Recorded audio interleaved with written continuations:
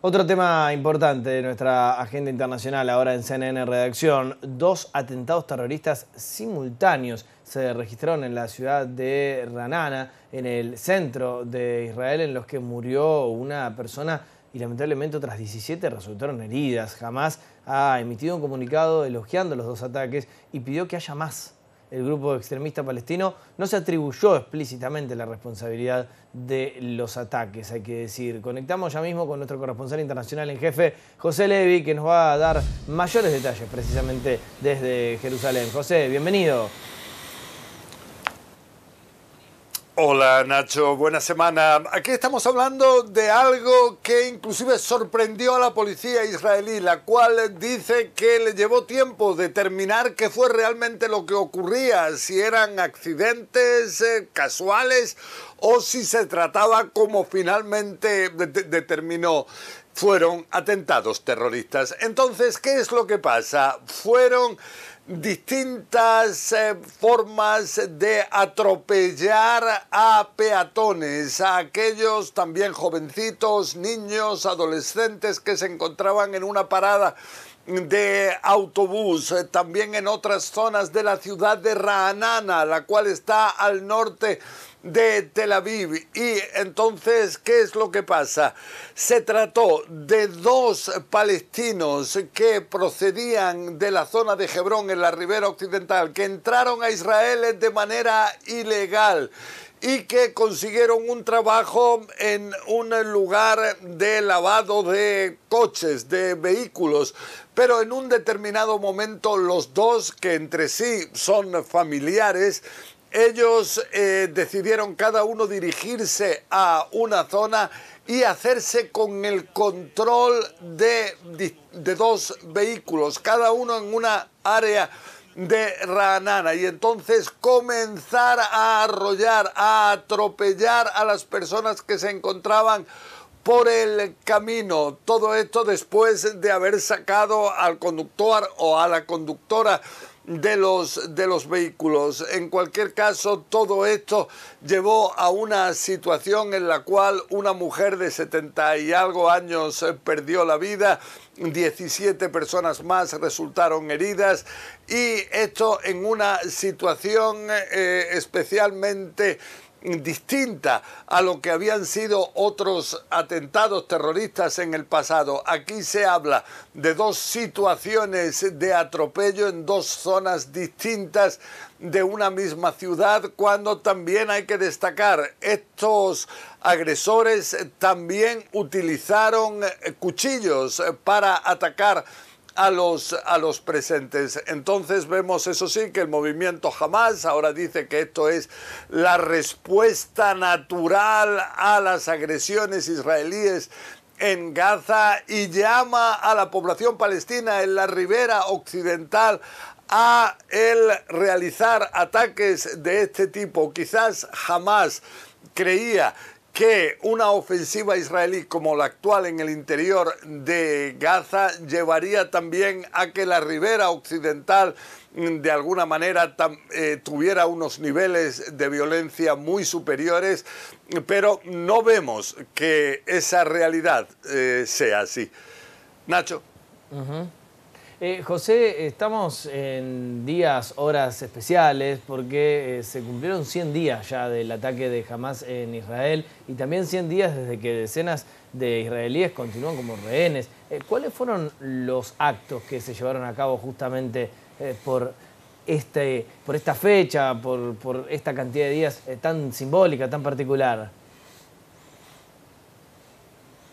Sí, bueno, vemos que se trató de un día en el que se recuerda lo ocurrido el 7 de octubre, esa masacre terrible en la cual 1.500 al menos terroristas de Hamás y de otros grupos palestinos entraron desde Gaza al interior de Israel y mataron a más de 1.200 personas de una manera que dicen los israelíes, y muestran también las imágenes, habría sido brutal, sin precedentes, quemar a familias vivas, decapitar, mutilar también genitales después de violaciones en grupo, el quemar en hornos a inclusive niños, en fin, unas situaciones espeluznantes que llevaron a esta operación militar israelí que todavía continúa en el interior de Gaza y que de nuevo el primer ministro Benjamin Netanyahu ha asegurado que siguen con el objetivo de destruir totalmente a Hamás para impedir que este grupo pueda llevar a cabo su intención declarada de realizar otras acciones similares así en el futuro. Entonces vemos, eso sí, que en distintos actos, en Tel Aviv sobre todo, se ha recordado estos 100 días, que también se trata de 100 días de cautiverio extremo ahora serían 136 israelíes que se encontrarían en el interior de Gaza. El más joven de ellos, Kfir Vivas, un bebé de origen argentino y peruano que va a cumplir su primer año dentro de 3 días. Pero todo este primer año, o sea, estos últimos 100 días de su vida, los ha pasado en cautiverio. Entonces son realidades terribles. Él y su hermanito de 4 años, Ariel, están todavía en cautiverio con aparentemente su madre. El padre estaría también en cautiverio, pero en otra zona, desconectado del resto de su familia. Se desconoce si están o no con vida.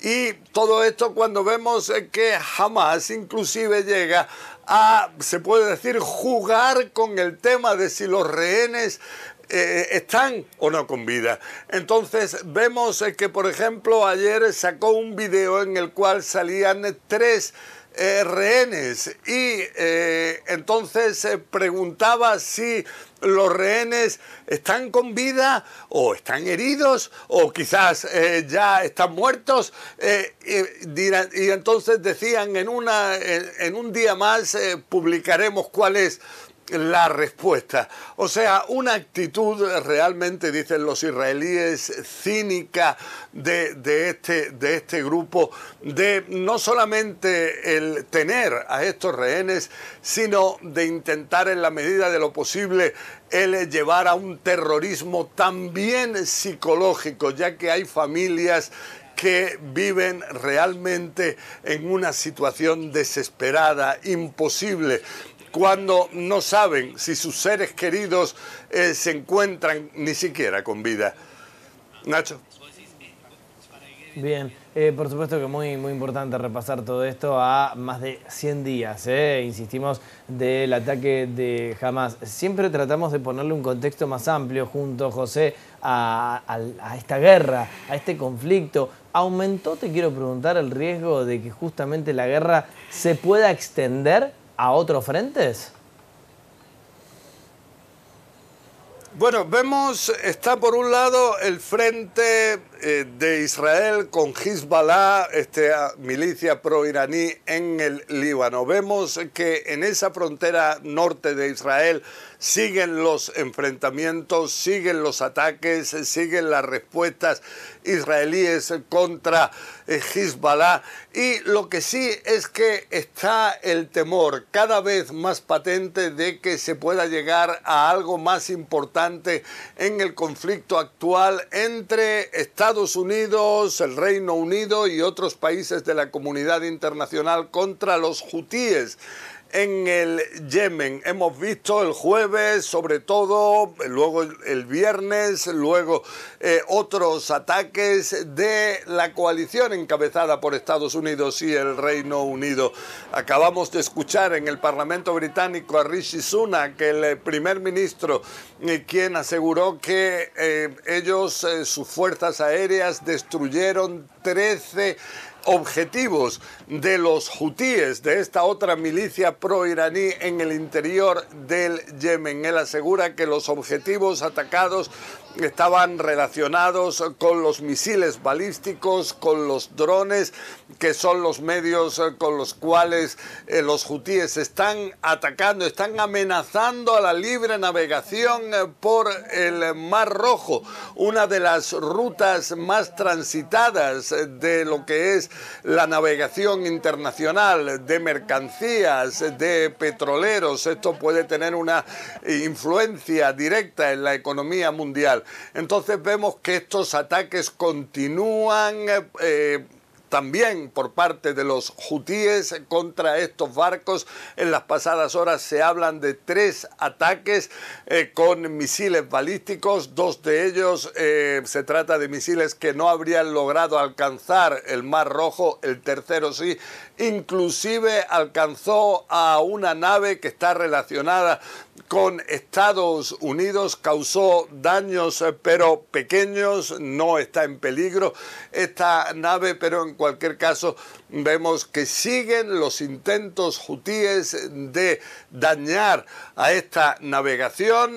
Y esto se desconoce si va a llevar de nuevo a reacciones por parte de Estados Unidos, del Reino Unido, de otros países. Lo que sí es que vemos que Ibrahim Raisi, el presidente de Irán, aseguró que estos ataques de Estados Unidos y del Reino Unido contra los hutíes en el Yemen muestra la agresividad natural que tienen estos países.